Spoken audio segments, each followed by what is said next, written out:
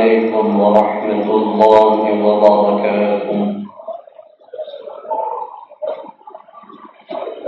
أعوذ بالله من الشيطان الرجيم.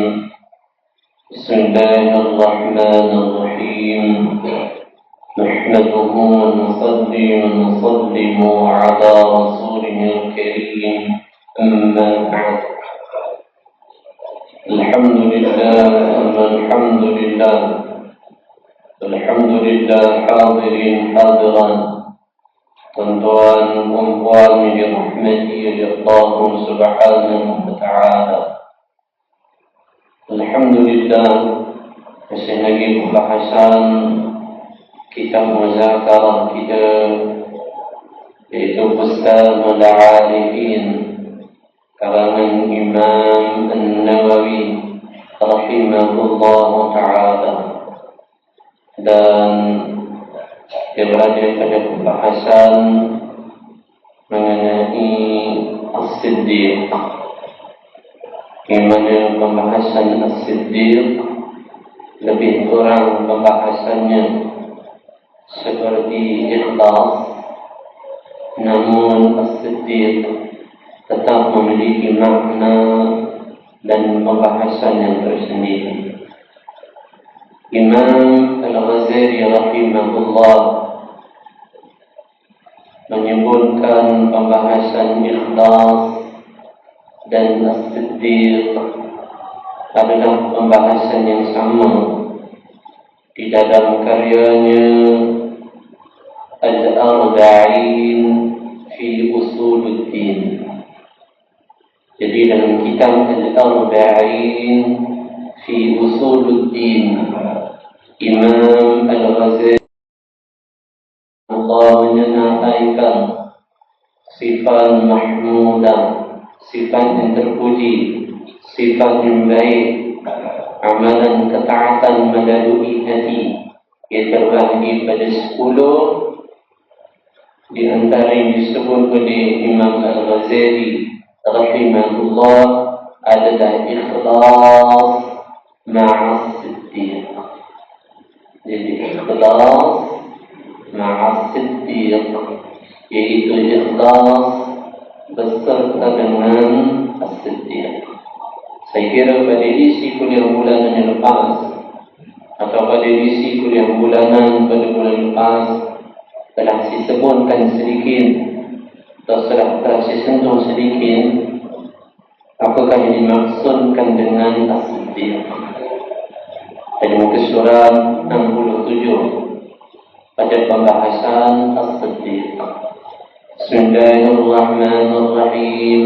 Qala muallif rahimahullah ta'ala, atau qala musannif rahimahullah ta'ala, berkata pengarang kitab, moga-moga rahmat Allah ta'ala tercurah kepadanya, kata Imam An-Nawawi rahimahullah, adapun as-siddiq atau benar itu, maka firman Allah Ta'ala, Ya ayyuhalladzina amanu taqullaha wa kunu ma'as-sadiqin.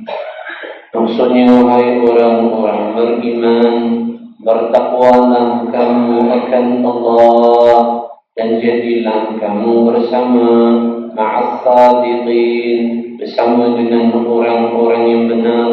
Ya as-siddiq, jadi terjemahan dia adalah benar. Berkata Imam Al-Qushairi rahimahullah ta'ala, benar atau as-siddiq itu ialah punca segala urusan, dengannya pula ia menjadi sempurna, dan padanya pula akan tersusun segala urusan itu.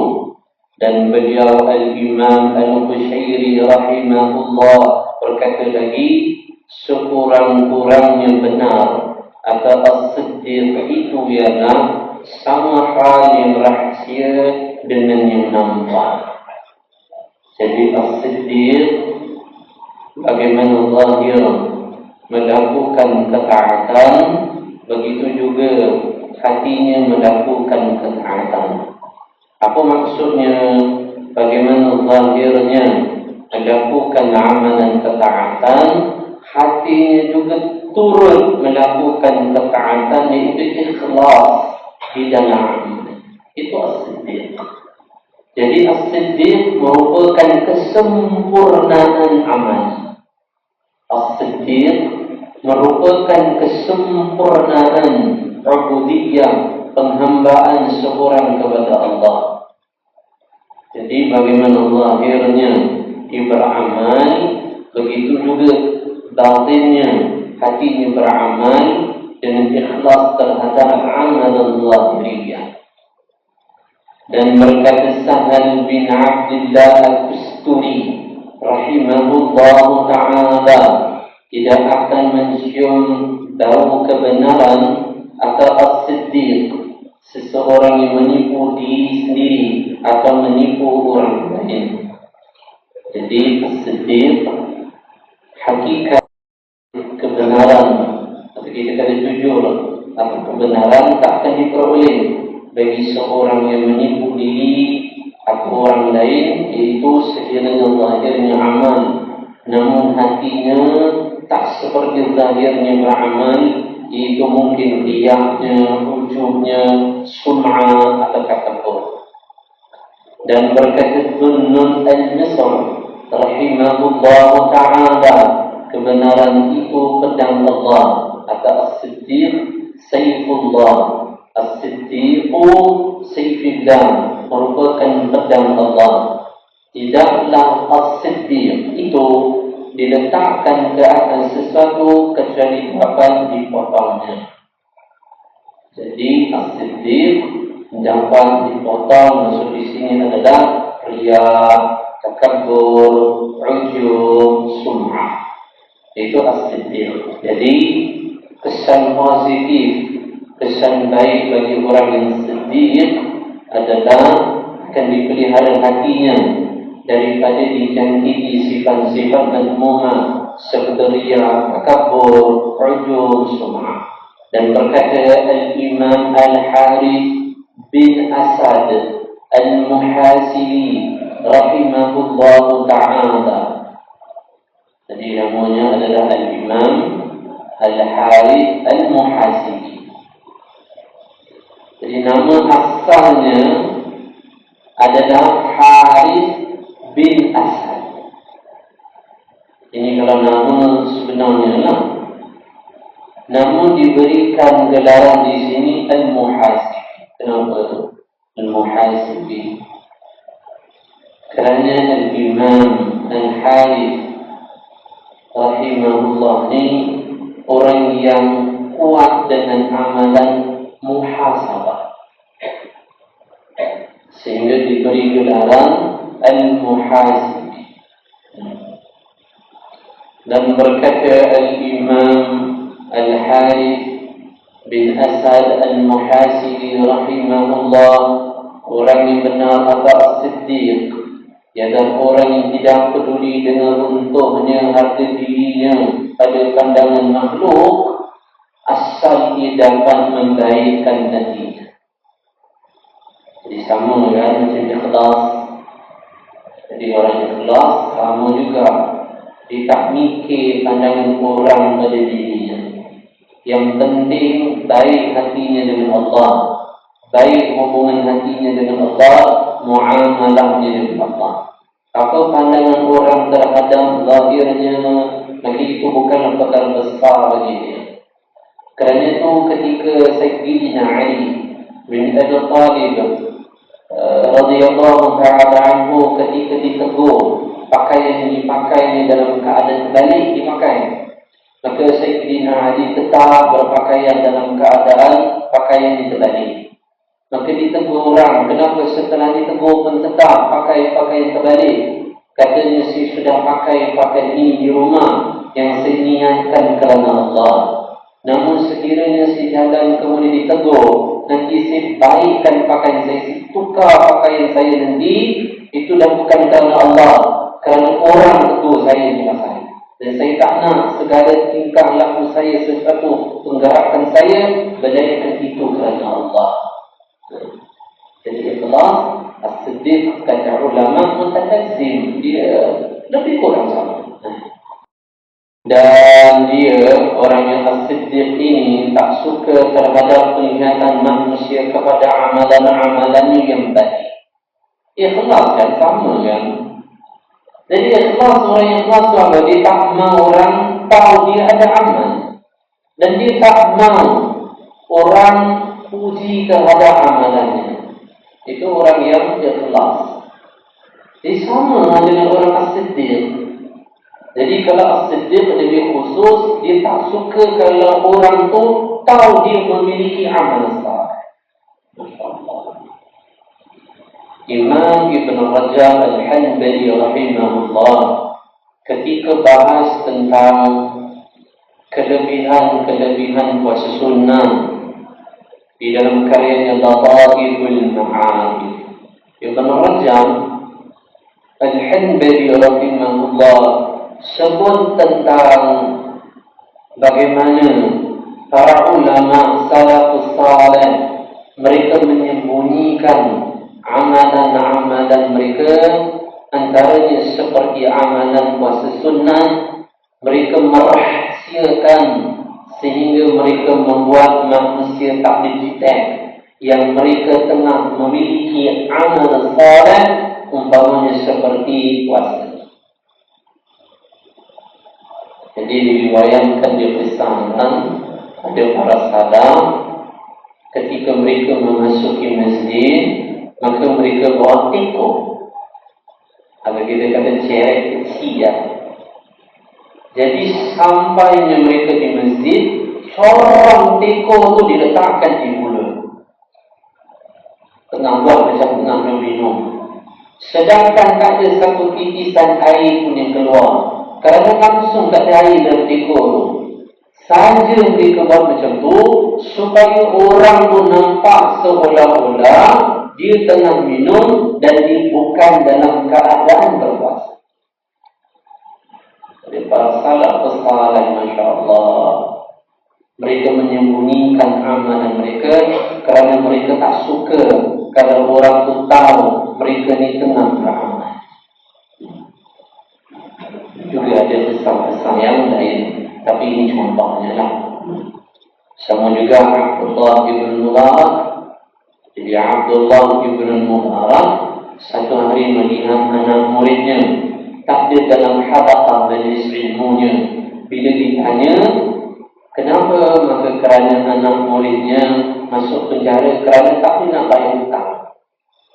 Maka akhirnya kebesokan hari Abdullah ibn Mubarak pergi ke penjara dan kata pada orang yang jaga di penjara atau polis, kata ini hutang, duit ini orang-orang masuk penjara kerana susah nak bayar hutang. Ini saya selesaikan semua hutang-hutang mereka.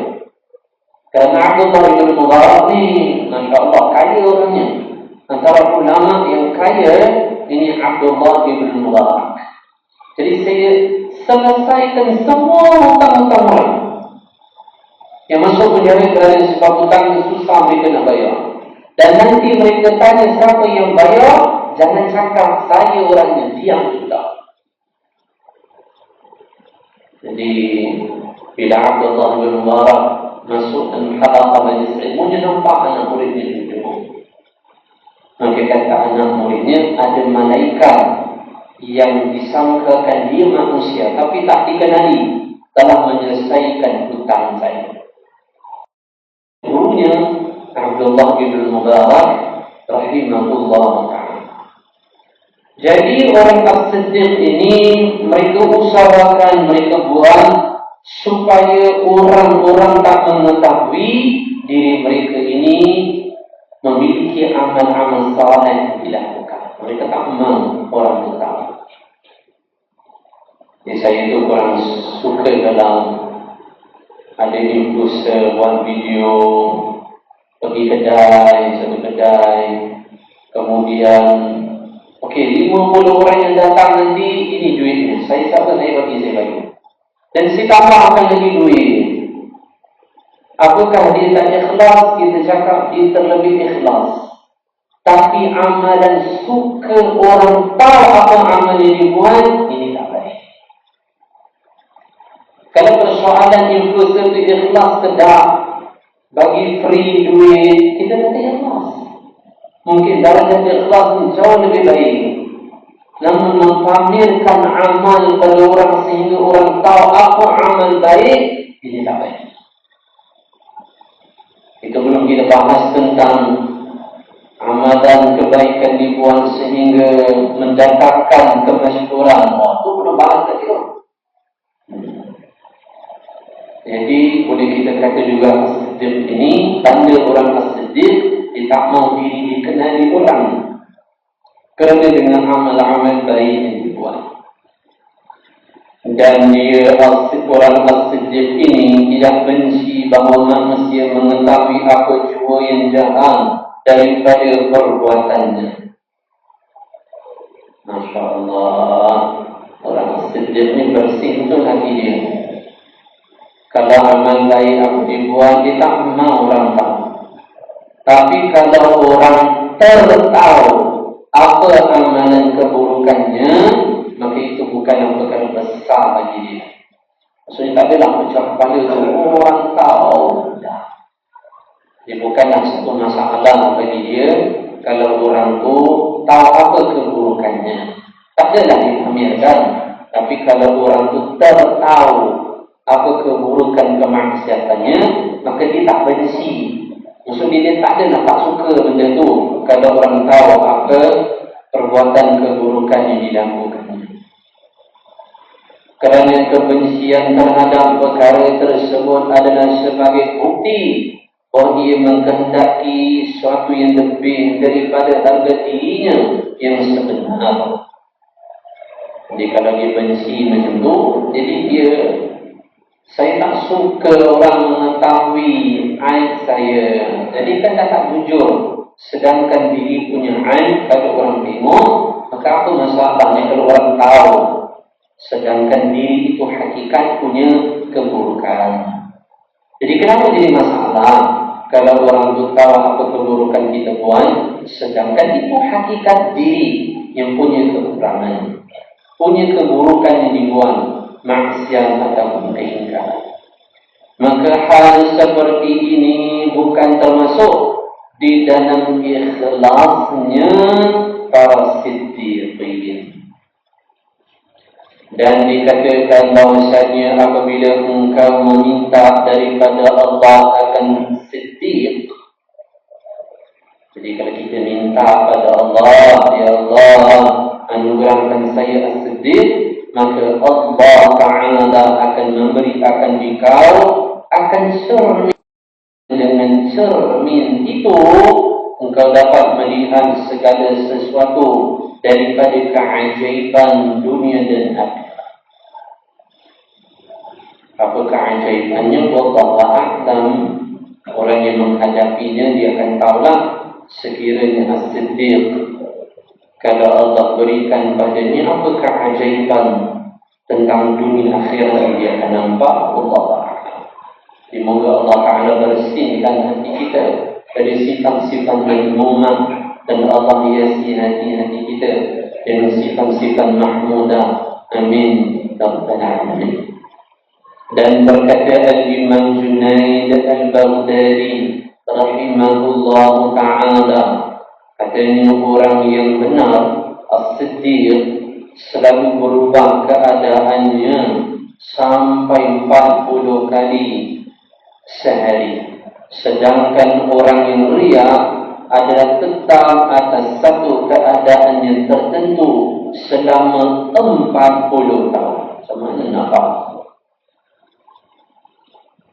Ini perbezaan antara orang yang siddiq dengan orang yang riak.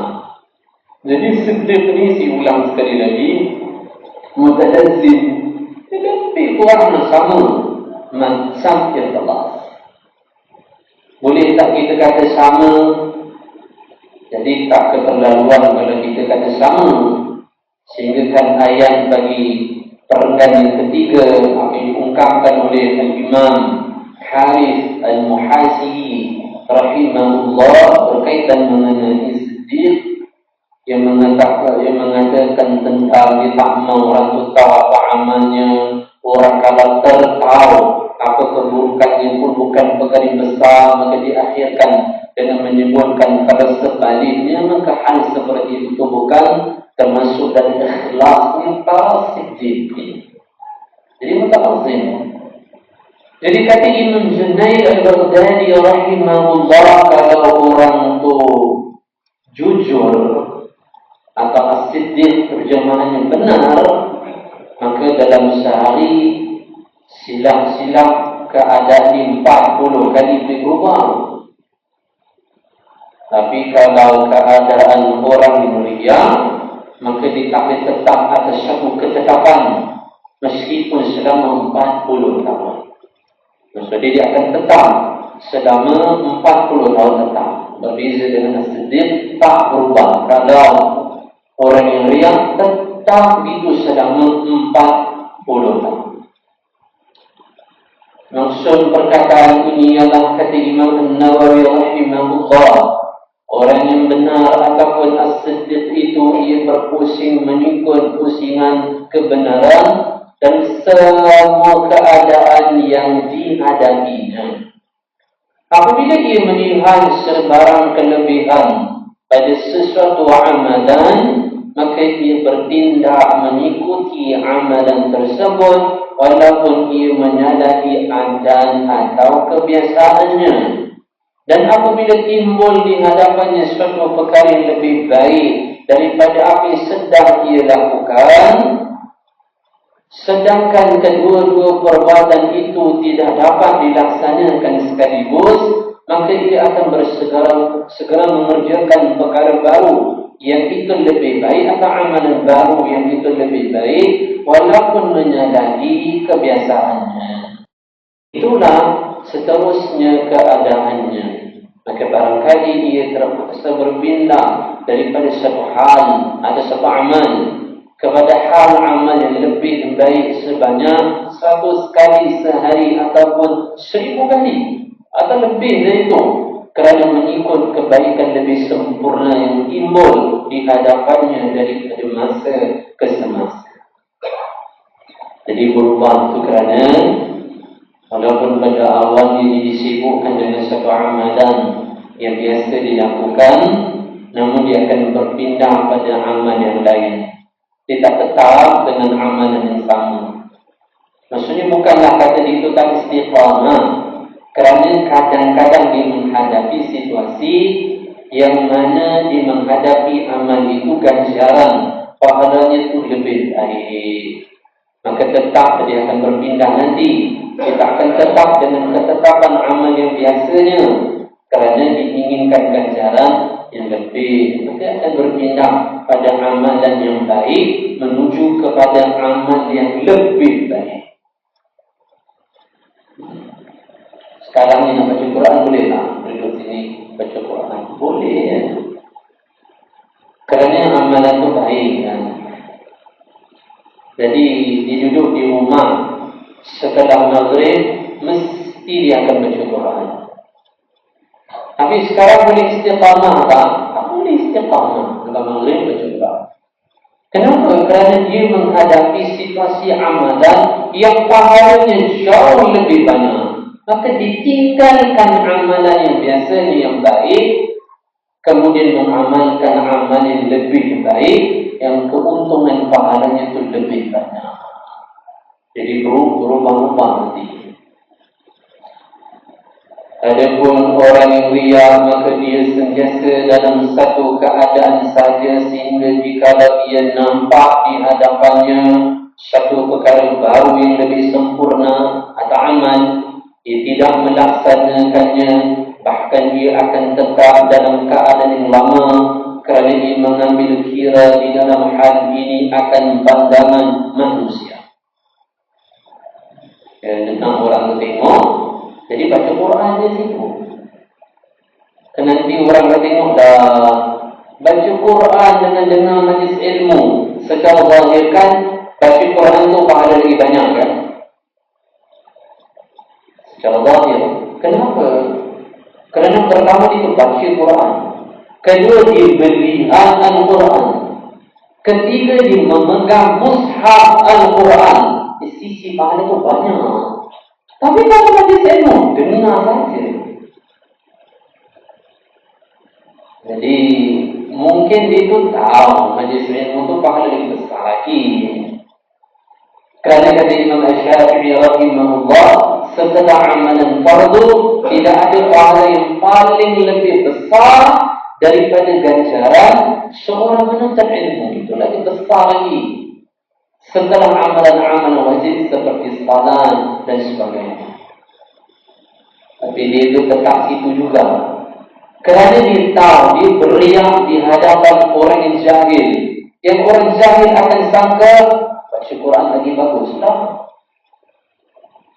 Tambah lagi, bukan sekadar mushaf, tadabbur pula tu. Bukan tu, hafal pula lagi ke atas. Oh, lagi kemana? Padahal duduk, kadang dengar, duduk, itu pahalanya mengatasi pahalanya orang yang baca Quran, hafal Quran tadi. Masya Allah. Jadi amalan yang rileks, tapi amalan pahala itu besar, bagi semua. Moga-moga Allah Ta'ala istiqamah. Kata yang lain yang benar, seperti sedekah. Jadi mungkin orang yang riak itu dia banyak sedekah. Tapi kalau orang minta hutang, tak mau lagi. Misalnya contoh, dia sedekah RM50. Contoh, atau contoh lagi RM50. Datang pengemis, orang nampak, dia bagi RM50. Kemudian ada orang lain datang secara senyap-senyap, orang tak nampak, minta hutang RM30 kita. Padahal pahala memberi hutang itu lagi besar adanya daripada pahala sedekah.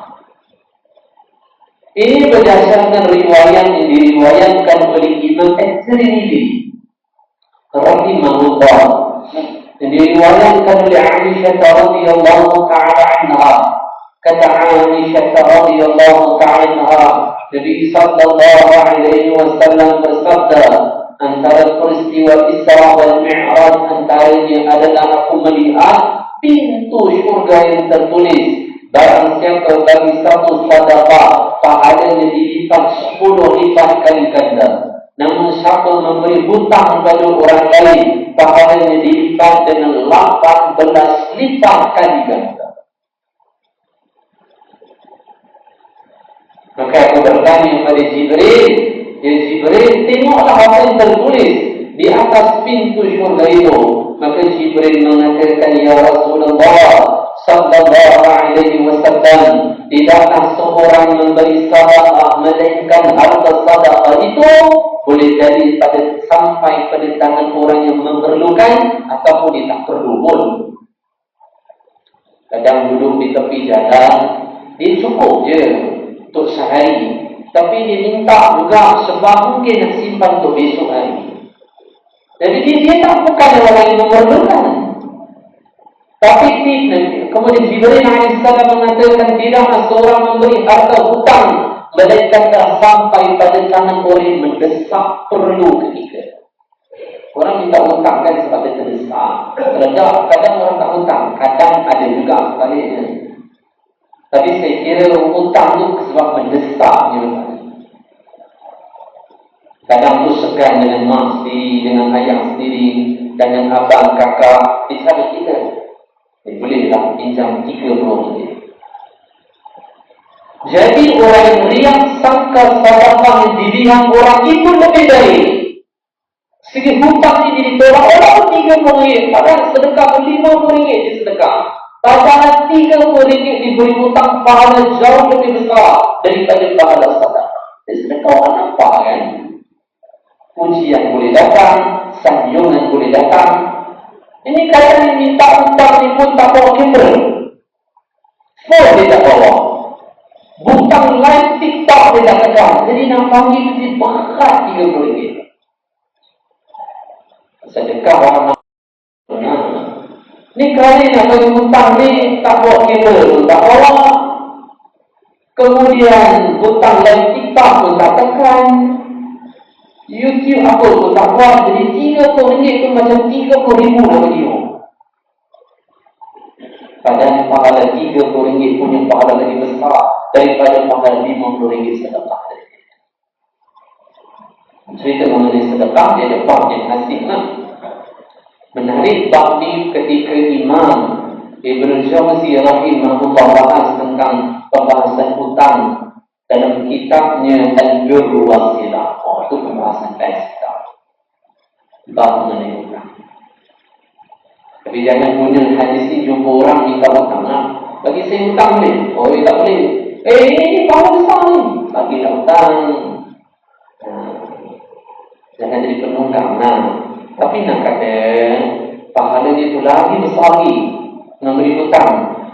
Meskipun hutang dari bulan depan dia tak kena bayar balik. Kalau sedekah tak,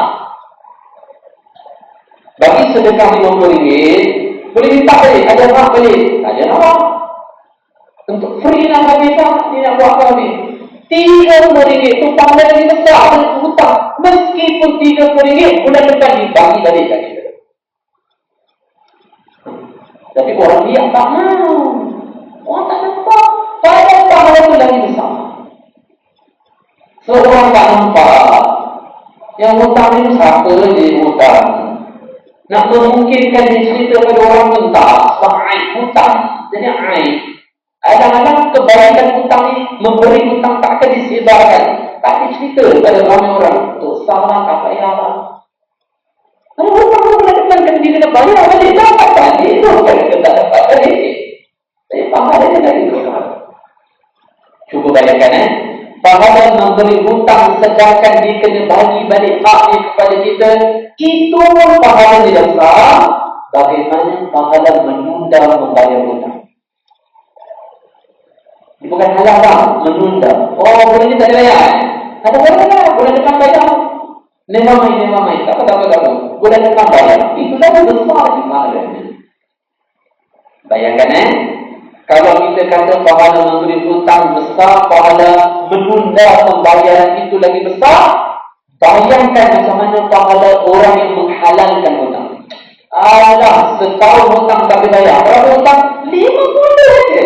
Saya halalkan jenam. Oh, itu besar lagi pahalanya. Orang susah nak buat benda ni kerana tak ada bayarannya. Yang si tukang yang hutang kita ni dia tak ada cerita ke orang. Tak ada buat video khusus. View tu tak ada ramai. Orang tak. Tapi sedekah tadi, orang tengok, orang nampak. Maka dia tak dengan sedekah. Dia tak akan berubah kepada memberi hutang. Tak boleh. Sebab benda tu tak datang pujian orang. Orang tak nampak. Itu misalnya contoh lah. Bolehlah dinisbahkan, dikiaskan yang lain-lain juga. Kalau kita tahu kan yang lain-lain. Ini saya bagi contoh. Antaranya sedekah dan hutang. Dan begitulah seterusnya keadaannya. Mana tadi ya? Ia bimbang jika bertukar keadaannya maka akan hilang pengaruhnya di hati orang ramai. Maka oleh kerana itu ia sentiasa berada di dalam keadaan yang sama. Riak ni dia tetap sama je amalnya. Dia takut dia pergi pada amalan yang lain. Dia takut nanti orang tengok dah berpindah pada amalan lain yang tak ada mujahadahnya. Padahal meskipun tak ada mujahadahnya, tu pahala lagi besar lagi. Contohnya itu. Sedangkan orang yang benar atau sedih, maka ia hanya berharap dengan ibadahnya itu akan kerelaan Allah Ta'ala. Maka ia pun berpindah dari satu keadaan baik, amal baik, kepada keadaan amalan yang lebih baik pada pandangannya, ilmunya. Dan ia tidak perlu mengambil peduli dengan perkataan orang lain pada dirinya. sesungguhnya aku telah menghuraikan masalah ini dengan panjang lebar di awal kitab Syarah Al-Muhazzam, dan aku sebutkan di sana dalilnya, dan aku terangkan pula contoh-contohnya, dan di sini hanya saja saya sebutkan ringkasannya sahaja. Wallahu a'lam. Pasal yang kedua pada menyatakan menghadirkan niat ketika mengerjakan ketaatan. Masya Allah. Jadi Imam Nawawi rahimahullah ni sangat menekankan kita soal niat. Cuba tuan-tuan bayangkan, mula-mula dari kita niat, kemudian dah masuk haji, kemudian masuk niat balik, ditekankan sungguh dengan sungguh-sungguhnya soal niat dan juga soal ikhlas. Ketahuilah sesungguhnya sesiapa yang hendak mengerjakan sebarang ketaatan, walaupun sedikit sekali amal itu, walaupun sedikit amalan, maka hendaklah ia menghadirkan niat, iaitu bahawa mempasang ia dengan amalnya itu untuk mencari keridaan Allah Ta'ala, dan hendaklah niatnya itu bersama dengan amalnya. Sebenarnya dalam masyarakat kita itu sangat menitik berat soal niat, soal menghadirkan niat. Maksudnya, kalau mengatakan menghadirkan keikhlasan dalam amal, ini semua mazhab. Semua mazhab. Mungkin saya kira mazhab Syiah, mazhab Qadariyah, Jabariyah, Mu'tazilah, semua mazhab menekankan ikhlas di dalam amal. Ini menghadirkan niat dalam amal. Beza kan? Dalam mazhab kita tu sangat menitik berat, sehingga ini kadang tu menjadikan susah sikit bagi orang yang was-was.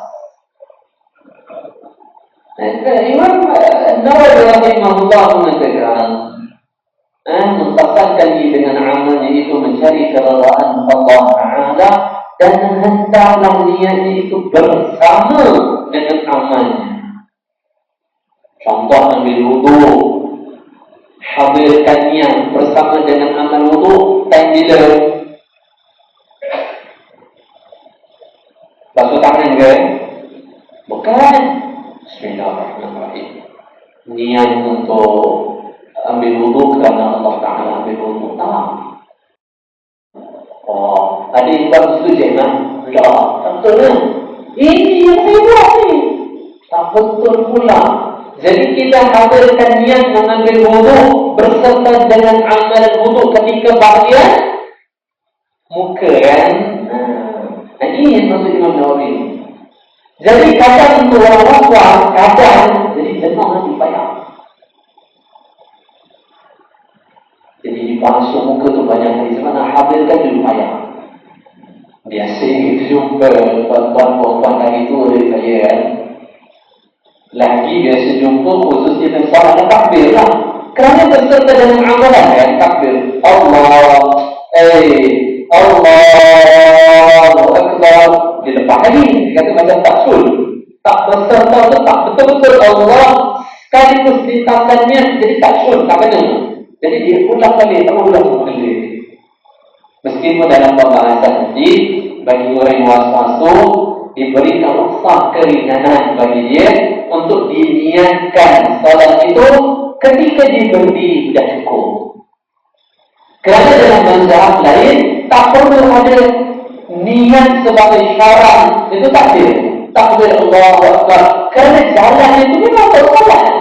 Itu tak ada lain. Tapi dalam pandangan mazhab Imam Al-Syafi'i, semua pandangan ulama mazhab Syafi'iyah menitik beratkan soal niat mesti disertakan ketika amal. Tak boleh, asin itu tak boleh. Tapi ikutkan dari pandangan mazhab lain, ketika dia ambil wudu untuk salat, wudu itu pun dah niat sebenarnya. Dari tempat dia berjalan dan mengambil wudu, itu pun dah niat kerana wudu dia untuk salat zuhur nanti. kita tak boleh. Tapi kalau ada was-was, diberikan musaf keringanan untuk dia boleh berpegang dengan pegangan yang sedemikian ini. Tentu kita untuk orang yang was-was, yang kritikal dalam was-was itu. Alhamdulillah.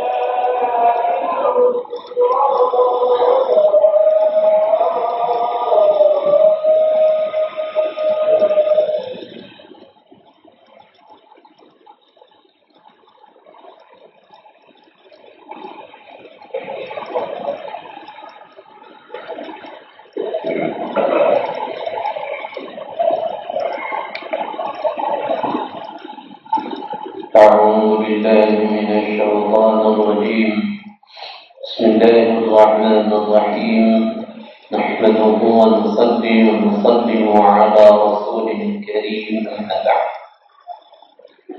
Hadirin hadirat sekalian, kembali rahmati Allah Subhanahu wa taala. Sebelum mengakhiri kuliah, kita doa kepada Allah, kita mohon kepada Allah untuk Allah Subhanahu wa Ta'ala menjadikan kita termasuk daripada kalangan hamba Allah yang ikhlas dan juga sebagai hamba Allah yang siddiq. Moga-moga sedemikian. Amin ya rabbal alamin. InsyaAllah pada edisi kuliah pada bulan depan akan kita sambung pembahasan mengenai menghadirkan niat pada setiap amal yang dilakukan. Jadi kita kata amal yang wajib tadi, maka perlu menghadirkan niat dan niatnya adalah wajib. Namun pada amalan sunnah perlukan juga menghadirkan niat, tetapi niatnya itu bukan wajib. Tapi kalau amalan wajib, maka wajib menghadirkan niat, berbeza dengan amal bukan satu kewajiban ataupun dalam syarak tidak menetapkan kewajiban untuk menghadirkan niat. Contoh berbakti kepada kedua orang tua, wajib kan? Apakah wajib menghadirkan niat dalam hati sahaja aku berbakti kepada kedua orang tua aku kerana Allah? Kan? Meskipun tadi adalah wajib, namun ketetapan syarak tidaklah menetapkan dia untuk menghadirkan niat. Wallahu a'lam. InsyaAllah kita akan sambung pada edisi kuliah bulanan yang akan datang. Wallahu ta'ala a'lam bissawab. Assalamualaikum warahmatullahi wabarakatuh.